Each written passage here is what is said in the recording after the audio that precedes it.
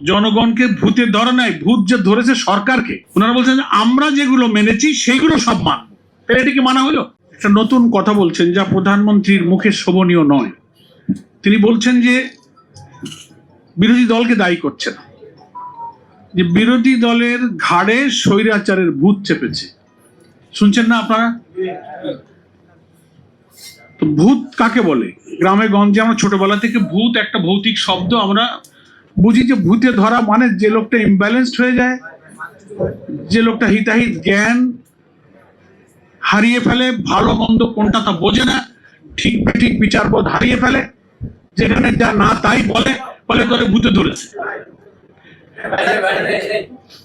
অবশ্য উনি নিজের কথার ব্যাখ্যা দিয়েছেন যে বিরোধী দলকে কেন ভূতে ধরেছে তার ব্যাখ্যা দিতে গিয়ে বগুড়ার জনসভায় গিয়ে উনি বললেন যে আমরা যে জুলাই সনদ স্বাক্ষর করেছি আমরা অক্ষরে অক্ষরে বাস্তবায়ন করব, কিন্তু বিরোধী দল এ ব্যাপারে জনগণকে ভুল বোঝাচ্ছে এবং বিভ্রান্ত করছে। আমি ওনার কথা পরীক্ষা নিরীক্ষা করে দেখলাম, আর জুলাই সনদে রাজনৈতিক দলগুলোর যে অঙ্গীকার এবং পর্যায়ক্রমে জুলাই সনদের 17 অক্টোবর আমরা স্বাক্ষর করলাম, তারপরে নভেম্বর মাসের 13 তারিখে প্রেসিডেন্সিয়াল অর্ডার হলো, তারপরে 12 তারিখে ভোট হলো। এসব ধারাবাহিক কার্যক্রমে বিএনপি দেশের একটা বড় দল হিসেবে সব কার্যক্রমে কিন্তু শরিক ছিল। এখানে আমাদের নেতৃবৃন্দ বলেছেন ঐকমত্য কমিশন যে গঠন হলো, এটা তো আমরা সবাই জানি।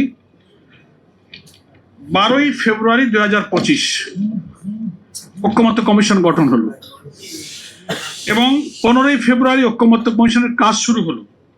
166টি সুপারিশ সকল রাজনৈতিক দলের কাছে পাঠানো হয়েছিল যে আপনার ব্যাপারে মত দেন, আমরা একমত হতে চাই। বাংলাদেশের কিছুটা constitutional reform, political reform, administrative রিফর্মের ব্যাপারে ওনারা দিলেন। 6টা কমিশনের ব্যাপারে সব পলিটিক্যাল পার্টি তাদের মতামত সরকারের কাছে দিল। সেটাকে মিলানোর জন্য 33টি রাজনৈতিক দল প্রায় 9 মাস 72টি বৈঠক করেছে এবং সব বৈঠকে বিএনপি কিন্তু ছিল। সেখানে আলোচনা করে 84টি সংস্কারের ব্যাপারে সবাই আমরা একমত হলাম। তার মধ্যে 47টি ছিল সাংবিধানিক সংস্কার। তারপরেই না 17 অক্টোবরে দক্ষিণ প্লাজায় সংসদে একটা বিরাট সমাবেশের মাধ্যমে সেই সময়কার অন্তর্বর্তীকালীন সরকার প্রধানের উপস্থিতিতে আমরা সবাই ঐকমত্য কমিশনে যারা ছিলাম আমরা এই সংস্কারে স্বাক্ষর করলাম।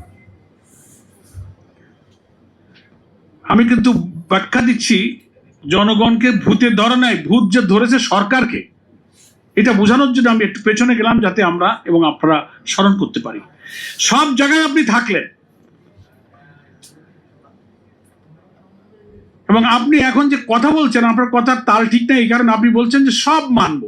তো সব মানার অর্থ আপনাদের আইনমন্ত্রী এবং স্বরাষ্ট্রমন্ত্রীও বলছেন সব মানার ব্যাখ্যা হলো ওনারা যে নোট অফ ডিসেন্ট গুলো দিয়েছেন, কমপক্ষে 10টা সাংবিধানিক আইনি ব্যাপারে ওনারা আপত্তি করেছেন।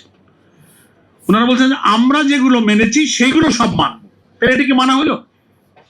আমরা যেগুলো মেনেছি অর্থাৎ 10টা ইম্পর্টেন্ট ব্যাপারে ওনারা নোট অফ